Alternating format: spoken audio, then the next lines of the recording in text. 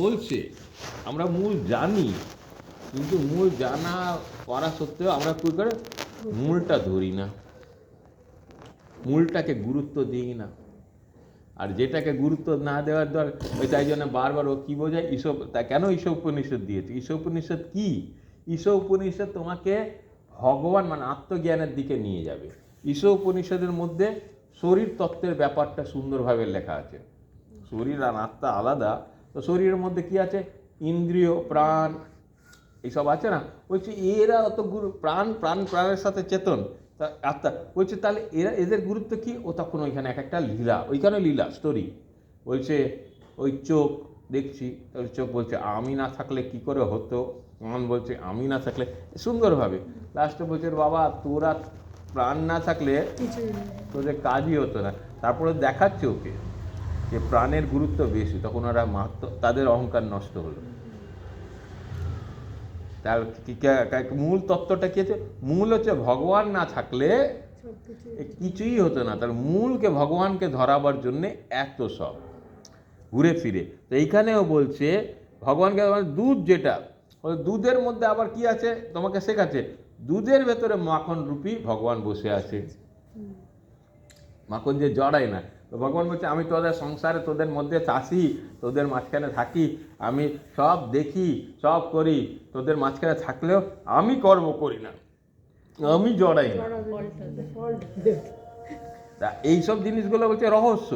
এই রহস্যটাকে বোঝাবার জন্য আবার ঘুরে ফিরে মহিম বলছে দুধ যদি দরকার হয় গাইটির শিবে মুখ দিলে কি হবে? গাইটির সিংহে, হ্যাঁ সিংহে মুখ দিলে কি হবে? বাটে মুখ দিতে হবে। মহিমা এবার বলছে। তাহলে ওরা সৎসঙ্গ করতে করতে বুঝে গেছে ঠাকুর এই কথাগুলো রোজ বোঝাচ্ছে, রোজ বোঝে, তখন আবার করে এবার ঠাকুর বলেনি, এবার মহিমাই বলে দিচ্ছে। হ্যাঁ, আবার বিজয় বলছে কিন্তু বাছুর প্রথম এদিক ওদিক টু মারে, মানে ওটা খোঁজার জন্যে, বাছুর তো জানে না, বাছুর বাট কোথায় আছে জানে না, তাই বাট খোঁজার জন্য একটু একটু মারে। সেরকম আমরা জানি না ঈশ্বর কোথায় আছে, ঈশ্বরকে খোঁজার জন্য তোমাকে এদিক ওদিক চু মারো। তখন রামকৃষ্ণ হাসে। আবার কেউ হয়তো বাছুরকে এরকম করতে দেখে বাটটা ধরিয়ে দেয়। কেউ যখন দেখে কে বাছুর বাটটা খুঁজছে, তখন এসে কেউ ধরিয়ে দিল। তা তুমি যদি ঈশ্বরকে খোঁজো, যে ঈশ্বরকে যে সিএনএ ও ঈশ্বর খুঁজছে, সে এসে তোমাকে ঈশ্বর সদ্গুরু দেখিয়ে দেয়। যদি তোমার ওইটা দেখার ইচ্ছা আছে, ঈশ্বরকে জানার ইচ্ছা আছে, তাহলে সদ্গুরু নিজে এসে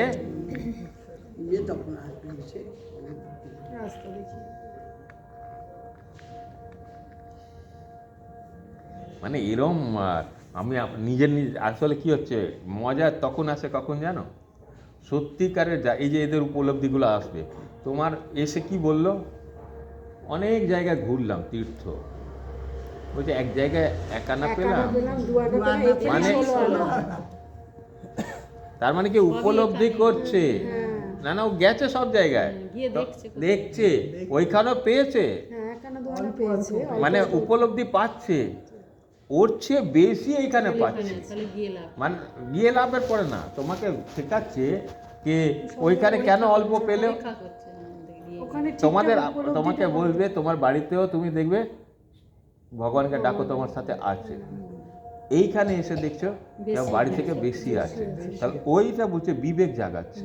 এবার বিবেক জাগাতে কি হচ্ছে, যে যাদের যাদের উপলব্ধি যেরকম থাকবে, সেরকম তোমার সাথে তোমার বিশ্বাসটা তার প্রতি গাঢ় হবে।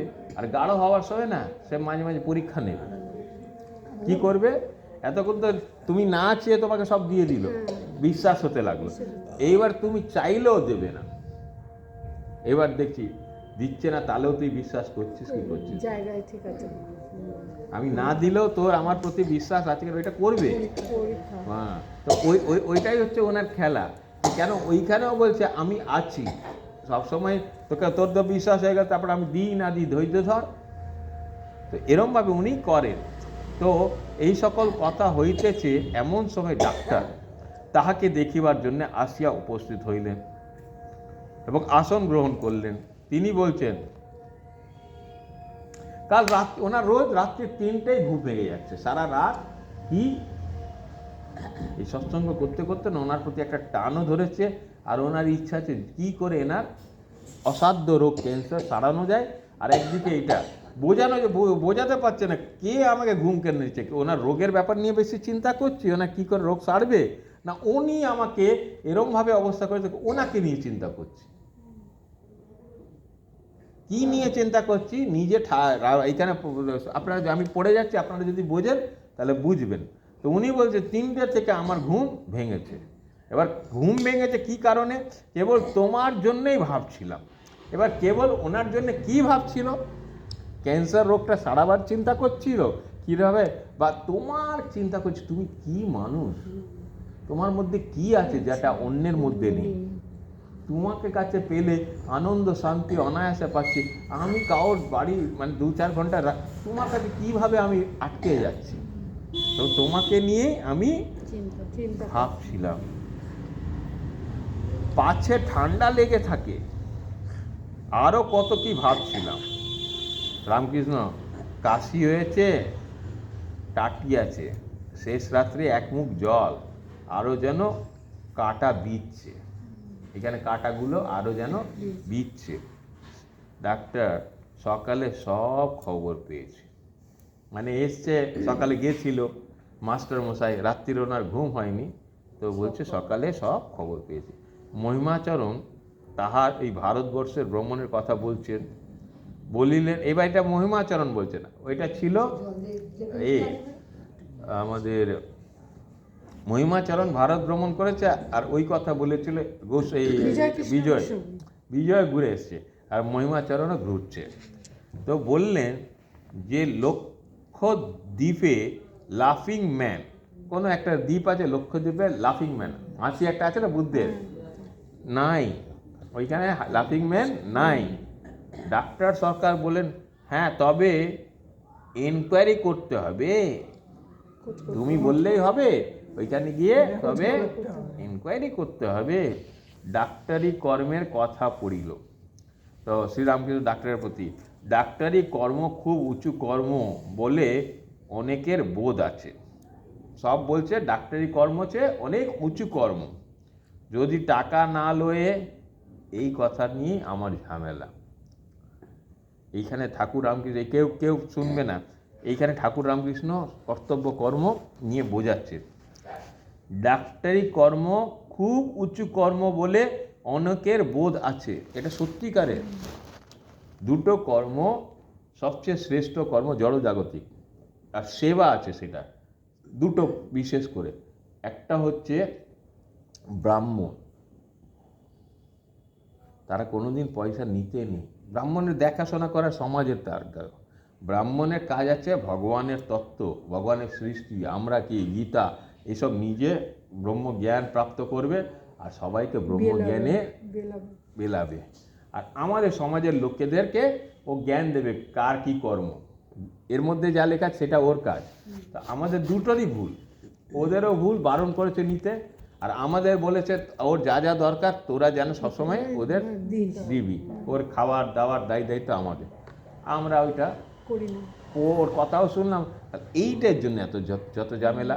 এবার সেম ডাক্তারি যারা হয় তারা বেদ, এই তো আমাদের এটা আছে না, তো কি ওটা আমাদের তো শাস্ত্রের মধ্যে সবচেয়ে, আয়ুর্বেদের মধ্যে আছে, আয়ুর্বেদের সব করে না, এটা আয়ুর্বেদের এটা কি, রামদেব বাবার কি আছে, পতঞ্জলি, ওইটা সব আমাদের এটা একদম সত্যিকারের এটা আছে, ওইখানে ওনারও পয়সা নেবার কথা নয়, উনি আনার একটা অন্য দৃষ্টিকোণে করছে, করুক, ওইটাই হচ্ছে আমাদের।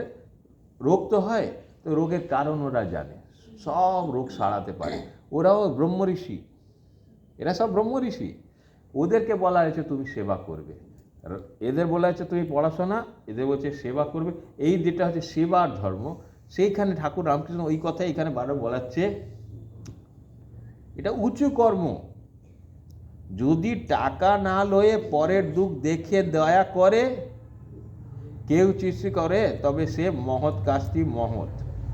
কেউ কেউ করে, এই যে দুঃখ দেখে কেউ কেউ, দুঃখ পক্ষ না, কারোর অভাব, তো এইটা একজনের মধ্যে আছে অল্প, সে হচ্ছে ডক্টর PK হাজরা। কালকে যাব, মারাত্মক লোক, ওনার কাছে অনেক পয়সা আছে, কিন্তু একটা সৎ আছে, ওইখানে কারোর সাথে শুনবে না, বলছে আপনার সব কথা শুনবো, কিন্তু কেন এত পেশেন্ট আছে, আপনি তো টাকা পাচ্ছেন, উল্টো পাল্টা আমার লোক বা কাউকে বুঝবো তাকে আমি করব না। গোপাল মার্ডিতে সেদিন রাত্রে হার্ট অ্যাটাক হয়ে কিচ্ছুই নেই, ওরা হার্টের অপারেশন করছিল। যদি গোপাল মা এই ডক্টর না থাকলে না, ওরা অপারেশন করেই দিত প্রথম দিনই। ভুলভাল টেস্ট করবে, এ করবো, বিল বানাবে, তো এটা আছে। কিন্তু ডক্টর হাজরা যেখানে, ওরা জানে না তো, ডক্টর হাজরা ধট করে, এই কাকে দেখছিস, এটা খামা, চুপ, পালিয়ে গেছে। তারপর আমাকে হ্যারেস করেছে, জানতো না, আমাকে হয়ে গেছে, আপনার পেশেন্ট হয়ে গেছে, রাত্রিরে অনেক করেছে প্রথম দিন। পরের দিন ডাক্তার হাজরা যেই ওরা জানলো এটা ডক্টর হাজরার পেশেন্ট, একদম বিলকুল নাহলে উল্টো পাল্টা হতো। বিল হয়েছে কিন্তু উল্টো পাল্টা হতো, অপারেশনও করে দিত, কিছু দরকার নেই। আর আমার বন্ধু বাইরে, যাকে বললাম বাইরে, তার এসছিল, আমাকে দেখেছে, ওকে বললো সব ঘুরছে তো এইখানে, বলছে আপনি চলে যান, একটা দুটোর খালি টেস্ট লিখে দিল। ওরা বাইরে গিয়ে ও টেস্টই করেনি, পালিয়ে গেল। কেন, ওদের ইশারাতেই বলে দিল যে আপনার এখানে মিচি আপনার বাইরের বিদেশ থেকে এসে, জানতে পারলে পুরো টাকা কেড়ে নেবে, কী দরকার। আর কেন, এই যে রেফারেন্স গোপাল মার লোকগুলো, এইগুলো, ও বলছে লোকগুলোকে আমরা চিনি, এরা বসে আছে, তা এটা কি তোমার ধর্ম, যত তুমি বাঁচাবে, খালি পয়সার বড় কথা না, এই ধর্মগুলো মনে করেছে কেউ চিকিৎসা করে, তবে এরাই হচ্ছে মহৎ কাজটি, মহৎ। কিন্তু টাকা লয়ে এসব কাজ করতে করতে মানুষ নির্দয় হয়ে যায়, অভ্যাস হয়ে গেছে, তো তখন আরো তোমার রোগ না থাকলে আপনি অপারেশন করিয়ে নিন, 5 লাখ টাকা, সিজার করার দরকার নেই, বাচ্চা হয়ে যাবে, নির্দয় হয়ে গেছে, তো নির্দয় হয়ে যাচ্ছে। তো এটা মহৎ কাজ, তাহলে নির্দয় হয়ে যাচ্ছে। তো কিসের জন্য নির্দয় হচ্ছ? তুমি সেবা, তোমাকে কে বলেছে ডাক্তার হতে? তোমাকে ডাক্তার হতে কে বলেছে? সব বাচ্চাগুলো কি বলছে না, ডাক্তারিতে বেশি পয়সা, তাই জন্য ডাক্তারি করছে, হয়ে গেল। আমি নিজে শুনেছি, আমার তো সব অভিজ্ঞতার কথা। ট্রেনে যাচ্ছি, আমি বাচ্চাদের, আমি সবার সাথে মিলছি, আমি সবার, তাহলে কী রে কী করছিস? ওই ক্লাস 12 জয়েন্ট দিচ্ছি, এই দিচ্ছি, ওই দিচ্ছি। তারপরে বলছে বলে কিউ ডাক্তারিতে কী হবে, বহুত পয়সা হ্যাঁ ভাইয়া। তাহলে আজকে আমাদের মা বাবা কী করছে, যেইখানে পয়সা আছে, পয়সা না থাকলে তো আমরা বোকা। পয়সা কোনো দিন তোমাকে সুখ, শান্তি, সুবিধা দিতে পারে। পয়সা তোমাকে কি দেবে? সুযোগ সুবিধা দেবে, সুখ দেবে না, সুবিধা দেবে। তুমি একটু কমফর্ট জোন দেবে, এটা আছে এটা, কিন্তু শান্তি দিচ্ছে না, সুখ দিচ্ছে না। নেই, এদের জীবন নেই, এদের ডাক্তারদের কারোর ভালো জীবন নেই। তো উনি ঠাকুর নিজে বলছে, নির্দয় হয়ে যাচ্ছে, ব্যবসার ভাবে টাকার জন্যে হাগা, ব্যবসার ভাবে টাকার জন্যে হাগা, হ্যাঁ, বাহ্য রং এসব দেখা নিচের কাজ। ওই যে টেস্ট করে না পটি, এইসব নিজ লোকগুলোর কাজ। হাগা টেস্ট করছে, এ করছে, কেন? পয়সার জন্যে। ওইটা না দেখে রোগ সারানো যেত আগে, নাড়ি দেখে আগে কত পরীক্ষা টরীক্ষা ছিলই না। এই তাই জন্য বলছে এইসব করে তুমি কি করছো, নির্দয় হচ্ছ, আর বলছে নিজ কাজ এইসব। ডাক্তার তা যদি এবার ডাক্তারকে শোনাচ্ছে, তাহলে দেখো কিরম রামকৃষ্ণ ডাক্তারকে শোনাচ্ছে এইসব কথা। ডাক্তার পয়সা নিচ্ছে না নিচ্ছে পরের কথা, শুনিয়ে দিল কখন, আজ থেকে 150-200 বছর আগেকার কথা, তো শোনাচ্ছে। তারপরে বলছে, ডাক্তার বলছে তা যদি শুধু করে তাহলে কাজ খারাপ বটে। ডাক্তারও বলছে এইসব যদি কেউ কাজ করে, এসব খারাপ কাজ, তোমার কাছে বলা গৌরব করা। রামকৃষ্ণ, হ্যাঁ, ডাক্তারি কাজ হচ্ছে নিঃস্বার্থভাবে, যদি পরের উপকার করা হয় তাহলে খুব ভালো। নিঃস্বার্থভাবে পরের উপকার করা হয় তাহলে খুব ভালো। তা যে কর্মই লোক করুক না কেন, সংসারী ব্যক্তির মাঝে মাঝে সাধুসঙ্গ বড্ড দরকার। সংসারী ব্যক্তিদের মাঝে মাঝে সাধুসঙ্গ বড্ড দরকার। তুমি যা করছো করো, কিন্তু মাঝে মাঝে সাধু সঙ্গ বড্ড দরকার। ঈশ্বরে ভক্তি থাকলে লোকে সাধু সঙ্গ আপনি খুঁজে লয়। যার ঈশ্বরের প্রতি ভক্তি হয় সে আপনিই সাধু সঙ্গ খুঁজে লয়। এবার কি হচ্ছে, আমরা সাধু সঙ্গ করতে চাই না, দেখবে অনেক কম লোকেরা সাধু সঙ্গ করে। তা সাই বাবার কাছে যাচ্ছে, আমি কালকে এখানে গানে বলেছি, সাই বাবার কাছে আমরা যাচ্ছি, কখন যাচ্ছি, যে বিপদে যারা পড়েছে তখন বলছে বিপদ থেকে বাবার কাছে যাও। দাদুর কাছে গেলেও যেতে পারতে, তো তখন বাবার কাছে গেছে। তো বাবা তো দয়ালু, উনি ঈশ্বরের দিকে নিয়ে যাবার জন্য তোমাকে বিপদ মুক্ত করছে। বাবা বলছে আমি তো রোজ ওকে শান্তি দিচ্ছি, আবার কোথায় থেকে অশান্তি নিয়ে চলে আসছে। আমি রোজ আসছে শান্তি দিচ্ছি, তাহলে তুমি কি করছো, শান্তিটাকে বজায় রাখছো না। এই ছোট্ট জিনিস শান্তি রোজ সবাইকে দিচ্ছে ভগবান, আমরা এটাকে ধরে রাখছি না। না ধরে রাখতে পারছি কেন না, আমি তাকে গুরুত্বই দিচ্ছি না। শান্তিকে অমূল্য জিনিস, যেটা পাওয়া যায় না, তোমাকে বিনা কারণে ভগবান দিচ্ছে, তুমি সেটা না দিয়ে কিছুক্ষণ পরে এই অশান্তি করে দিচ্ছ। তারপরে খুঁজছো, তা কী হচ্ছে, এই আজকে এই সকালে বলছে যে আমরা দেখছি এইখানে জিনিস রাখতে গিয়ে ওইখানে রেখেছি, ওইখানে তারপর খুঁজছি, আমরাই রেখেছি। এই কাজ করতে গিয়ে গোপাল মার নাম ভুলে গেছে, খুঁজে পাচ্ছি না, খুঁজে পাচ্ছি গোপাল মা। তখন গোপাল মা বলছে হ্যাঁ আমি এবার সরিয়ে দিচ্ছি। ভগবানকে ভুলে যাই তো, ভগবান তুই আমাকে ধরাতে গেলে আমি তোকে সরিয়ে দেবো, তারপর আবার ধরা দেবো। তো উনি এখানে বলছেন সাধু সঙ্গ যারা খুঁজে নেয়, কারা, যারা ভক্তি করে ঈশ্বরকে। আমি উপমা দিই, উপমা সবসময় উপমা দিচ্ছে কি, গাঁজাখোরের সঙ্গে থাকে, অন্য লোক দেখলে মুখ নিচু করে চলে যাবে বা লুকিয়ে পড়ে, কিন্তু আরেকজন গাঁজাখোর যদি আসে, আনন্দ, মহা আনন্দ। হয়তো কোলাকুলিও করে, আবার শকুনির সঙ্গে থাকে, ও বলে চিল ওর বন্ধুর সঙ্গে থাকে। তো ডাক্তার বলছে আবার কাকের ভয়ে শকুনি পালায়। আমি বলি শুধু মানুষ কেন, সব জীবেরই সেবা করা উচিত, ডাক্তার বলছে।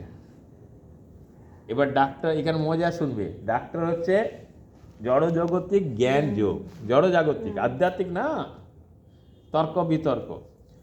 আর ঠাকুর তাকে ওইখান থেকে সরিয়ে ভক্তি থেকে নিয়ে যাবে। আর ওর মধ্যে দেখাচ্ছে, আজকে একটা গীতাতে শ্লোক এসছে, কে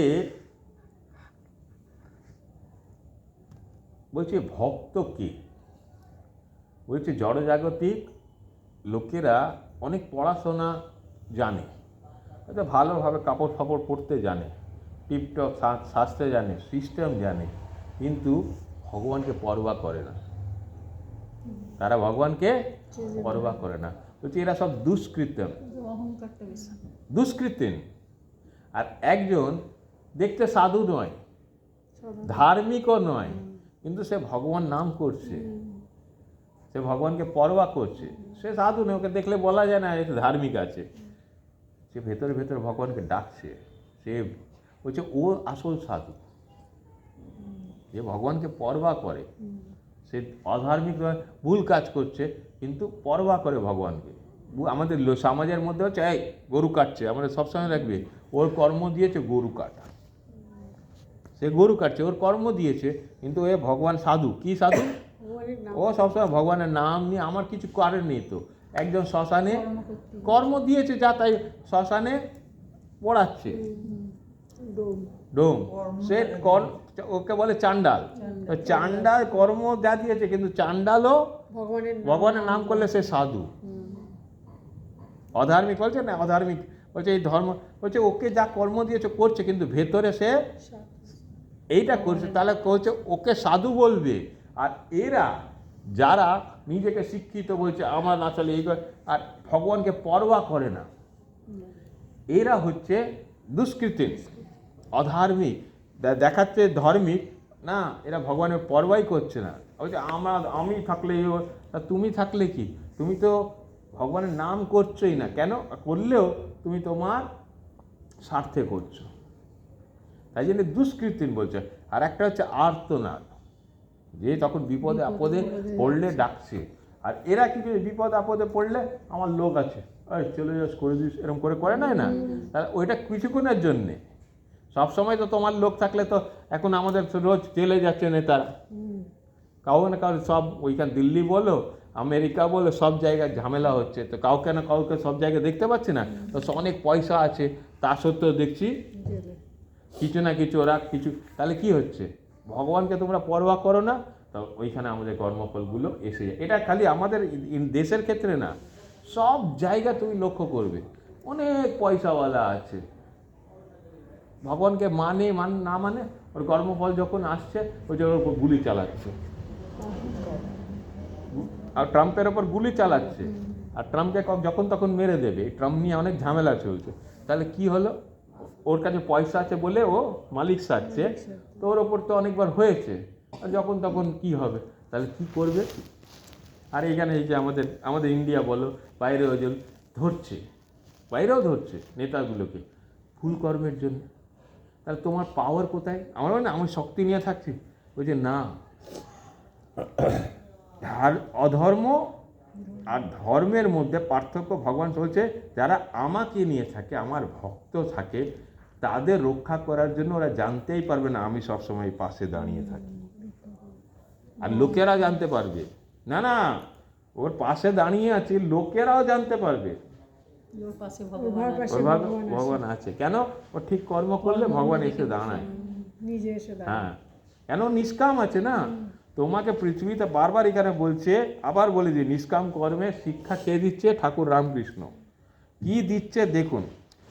হ্যাঁ ডাক্তারি কাজ, রামকৃষ্ণ বলছে, হ্যাঁ ডাক্তারি কাজে নিঃস্বার্থ ভাব, নিষ্কাম মানে নিঃস্বার্থ ভাব, যদি পরের উপকার করা হয়, অন্য কারোর উপকার করবে নিষ্কাম ভাবে, তাহলে খুব ভালো।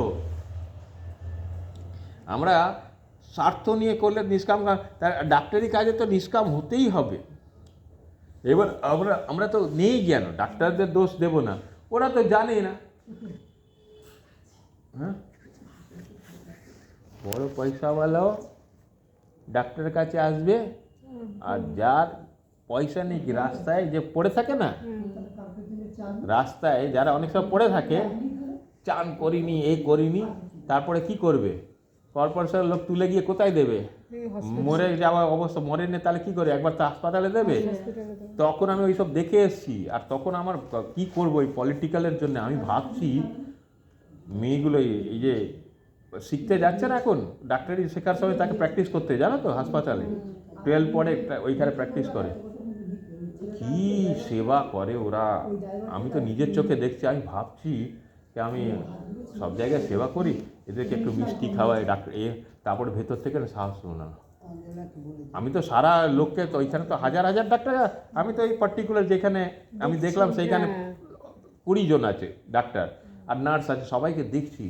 যতই হোক, আমি এই নার্সিংহোমে বলছি, প্রাইভেট না, এই গভর্নমেন্টের বলছি, আমি ক্যান্সার হসপিটাল চিত্তরঞ্জনে আমি নিজে দেখেছি, এইখানেও দেখেছি। আমরা এদেরকে যতই, কারা কী করছে আমার জায়গা, ডাক্তাররা সত্যিকারের তাদের সেবা করছে, আমি নিজের চোখে দেখেছি।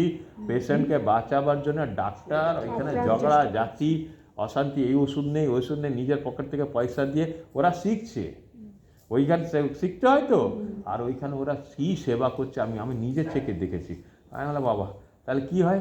ওইটাকেও তখন আর ট্রেনিং, তখন এখানে জুনিয়র ডাক্তার, তখন ট্রেনিং, তখন এই ট্রেনিংয়ের সময় এইসব কথা বলা হয়, নিষ্কাম ভাব, এটা এরমভাবে সেবা করতে হয়, তাদের মধ্যে সেবার ভাব থাকে। তারপরে সঙ্গপাঙ্গ নিয়ে এসব মুছে গেল। বললো না কি মুছে গেল? ব্যবসার ভাবে টাকার জন্যে, যখন ব্যবসার ভাব যদি চলে আসে, তাহলে এইবারে উল্টো পাল্টা কাজ করবে। তো তাই জন্য বলছে একটু সাধুসঙ্গ করা উচিত। ডাক্তার আবার এইসব বলতে বাহ, এটা খুব কথা, জীবকে খাওয়ানো সাধুর কাজ, সাধুরা পিঁপড়েদের চিনি দেয়। হ্যাঁ ডাক্তার, আজ গান হবে না, কথাটা ঘুরিয়ে দিল। বলছে ছোট্ট ময়দার গুঁড়ি করে কুড়ে ফেলি, আর ছাদে ঝাঁকঝাঁক করে চড়াই পাখি এসে ডাক্তার বলছে আমি এই সেবা করি, এই পিঁপড়ে খাওয়াই, জীবকে সেবা করছি, চড়াই পাখি খাওয়াই। তখন ঠাকুর রামকৃষ্ণ বলছে হ্যাঁ বাহ, এটা তো খুব ভালো কথা, এটা করো, এটা জীবকে সেবা। জীবকে খাওয়ানো সাধুরই কাজ, তুমি সাধু আছে, তোমার কাজগুলো ভালো। সাধুরা পিঁপড়েদের চিনি দেয়।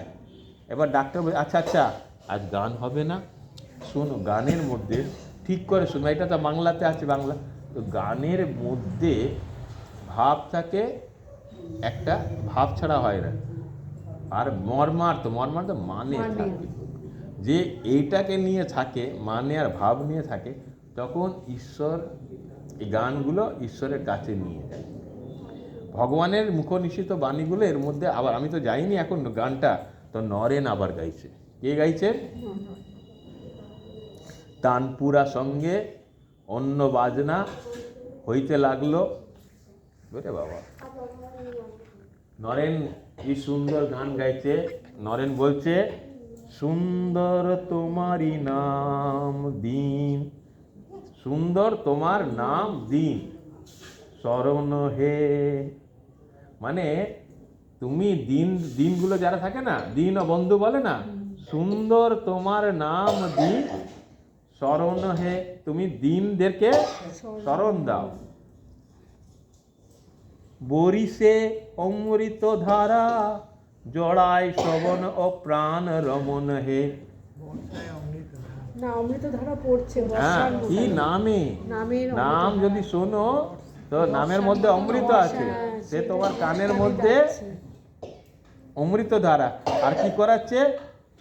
যখন জোড়ায়, যদি তুমি এটা শোনো, জোড়ায় শ্রবণে, প্রথম ভক্তি জোড়ায় শ্রবণে এবং প্রাণ রমণ হে। যদি নাম যদি ভগবানের নাম না শান্তি দেয়, আনন্দ দেয়, যদি ঠিক করে শোনো তো অমৃতও দেয়, আর তখন তোমার প্রাণটা রমণ করে, তখন আর ভ্রমণ না, এদিক ওদিক আনন্দে রমণ করে। তখন বলছে এক তব নাম ধন। তো আমার সম্পত্তি কি হচ্ছে? তোমার নামই হচ্ছে এক তব নাম ধন অমৃত ভবন হে। মানে তোমার নামই আমার সম্পত্তি আছে, আর তোমার নামই হচ্ছে অমৃত ভবন, অমৃতের ভবন আছে হে। অমর হয় সেই জন, অমর মানে আত্মা অমর, যে মরে না। অমর হয় সেই জন যে করে কীর্তন হে। অমর হওয়া ভালো, আমরা অমর না, আমরা মৃত।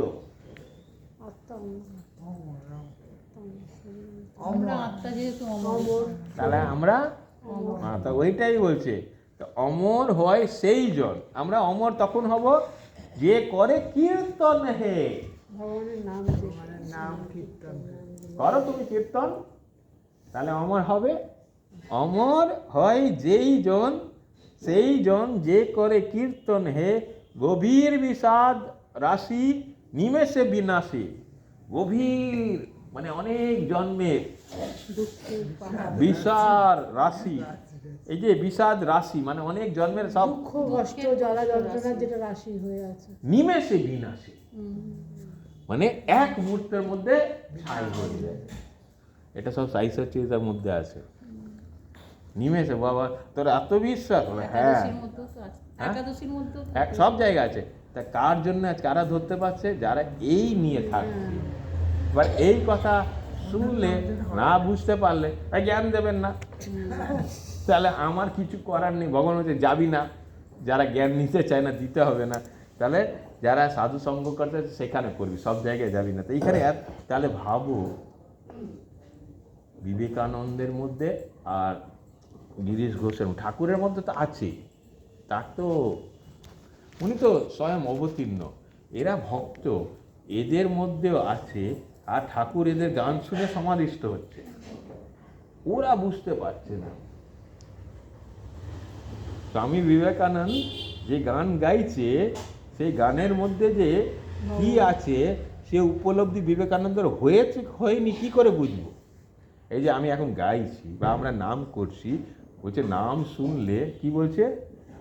সুন্দর তোমারই নাম দিন, মানে ভগবানের নাম যে এত সুন্দর, শুনতে ভালো লাগে। কোনোদিন আমরা তো রাম করি, আমরা কোনোদিন ভেবেছি হ্যাঁ গো সত্যি গোপাল মার নাম সুন্দর, এরকম কোনো কেউ বলেছে গোপাল মার নাম অনেক সুন্দর, কেউ তাই শুনেছেন?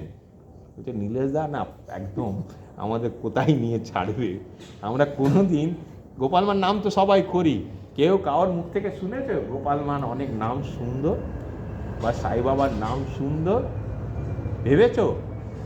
কেন? আমি বোঝাবার জন্যে। এইটাই হচ্ছে বিবেকানন্দ, যে কখন হবে, যখন আমাদের উপলব্ধি হতে হতো না তখন তখন একটা চা খাচ্ছি, তাড়াহুড়ো খাচ্ছি, আর একজন বলছে না বাবা চা একদম দুধ দিচ্ছে, নাম শুনছি নাম করা, আর একজন দুধ দিচ্ছে। এই জিনিসটা যখন শিখতে, বিবেকানন্দ সেম বলছি, কেন বিবেকানন্দের অত আমি জানি না, কিন্তু আমার একটা ব্যাপার আছে বিবেকানন্দ নিয়ে, আমি অল্প পড়ি সলিড পড়ি, আমার সব জায়গায়। তো এখনো তোমাদের পড়বো তো ওইখান থেকে পড়বো, মনে রাখতে হবে এইটা এরকম। কেন বিবেকানন্দ এমনি বিবেকানন্দ হয়নি, সে নিজে বিবেকানন্দ সে নিজেই জানতো না। গিরিশ ঘোষ সব বিরাট বিরাট লিখছে, ঠাকুর ওকে বলছে যে তোর ভেতরে যেটা আছে তুই জানিস না। কেন? উপলব্ধি। চা দেখা আর চা খাওয়ার মধ্যে পার্থক্য আছে। উপলব্ধি গুরু কৃপাতে হয়। তো বলছে এই শাস্ত্র, বলছে একটা লোক অনেক শাস্ত্র পড়েছে, প্রশ্ন করবে উত্তর দিয়ে দিতে পারে, এই করবে, দেখবে সব জায়গায় আসছে, সাহিত্যে আছে, গীতাতে আছে, উপনিষদে পাবে, এইখানে হয়তো পাবে। বলছে আমি অনেক পাঠ করেছি, অনেক বেদ জানি, উপনিষদ জানি, যা বলবেন কণ্ঠস্থ হনুমান চালিসা মানে বলে দিতে পারি, কিন্তু আমার শান্তি নেই। তা আসল ধনটা কি? কে দেয়? নাম দেয়। তো আমি তো নাম করছি, আমি তো ভগবানের গুণগানও পড়ছি, প্রশ্নের উত্তর দিলে প্রশ্নের উত্তরও দিতে পারছি, আমি তো ভজন কীর্তনও করছি, তারপরে কীর্তন করার পরে বলছি মাথা ঘুরছে, শান্তি নাই। তার মানে কোথায় না কোথায় যাই হোক কোনো একটা কারণ তো থাকবে, কারণ তো নানা